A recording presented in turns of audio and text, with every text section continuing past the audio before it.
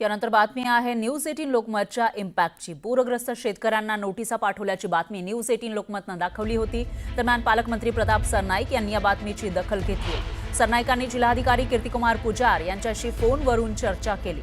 कुठल्याच बँकेनं शेतकऱ्यांना नोटीस देऊ नये असे आदेश काढण्याची सूचना सरनाईकांनी दिली आहे। पूर परिस्थिती पूर्ण जिल्ह्यामध्ये असल्या कारणानं तुम्हाला नोटिसेस पाठवू नये। जोपर्यंत शासनाचा अंतिम निर्णय ह्या पीक कर्जाच्या बाबतीतला होत नाही तोपर्यंत कुठल्याही शेतकऱ्यांना घाबरून सोडू नये। खरं तर बँकांनी अशा प्रकारच्या नोटिसेस ह्या महिन्यामध्ये पाठवणंच गरज आहे, कारण शासनाचा निर्णय अंतिम अद्याप झालेला नसताना शेतकऱ्यांना घाबरून सोडण्याचं काम ह्या बँका करतायत आणि प्रामुख्याने मृतांच्या टाळूवरचं लोणी खाण्यासारखा हा जर प्रकार बँका करत असेल तर त्यांच्यावर सुद्धा कारवाई करण्याचे निर्देश मी जिल्हाधिकारी कीर्तिकुमार पुजारी यांना दिलेले आहेत आणि ताबडतोब त्या संदर्भात बँकांनी ज्या बँकांनी ह्या नोटिसेस पाठवल्या त्यांनी खुलासा करण्याचे सुद्धा आश्वासन मला जिल्हाधिकारी कीर्तिकुमार पुजारी यांनी दिलेलं आहे। त्यामुळे शेतकऱ्यांनी कुठल्याही परिस्थितीमध्ये घाबरू नये।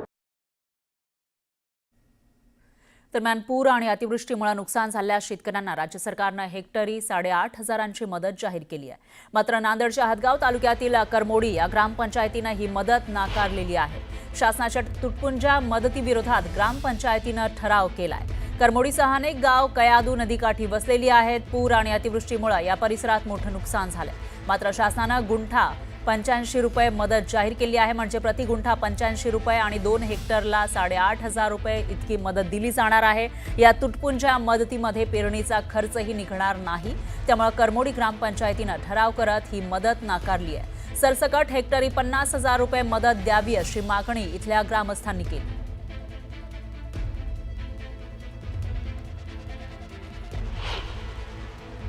शेतकऱ्याचं यातूनच नुकसान भयानक झालेलं आहे आणि याच्यामध्ये शासनाचे असे होते की कोणीही याच्यावर निकष न ठेवता शेतकऱ्याला मदत करायची, पण मदत हे तुटपुंजी या पद्धतीची व्हावी। 8,500 मदत आम्हाला मान्य नाही की आम्हाला जी तुम्ही 85 रुपये गुंठा प्रमाणे आम्हाला मदत दिलेली आहे ती जी मदत आहे ती तुटपुंजी आहे। ते आमच्याबद्दल याच्यात काहीच उदरनिर्वाह आमचं होणार नाही। मदत मुद्दा आम्ही जेवढा काय सोयाबीन खत पीक जे आम्ही फवारणी केलेली आहे त्याचा सुद्धा खर्च निघणार नाही। त्यामुळे त्या विनंती करण्यासाठी शासनाला आम्ही काल आमच्या पूर्ण ग्रामपंचायतच्या वतीनं ग्रामपंचायतचा ठराव घेऊन ते आम्ही निवेदन दिलेलं आहे। आम्हाला कमीत कमी 50,000 रुपये हेक्टरी या हिशोबाने तरी मदत द्यावी हे आमचं शासनाला अशी विनंती आहे।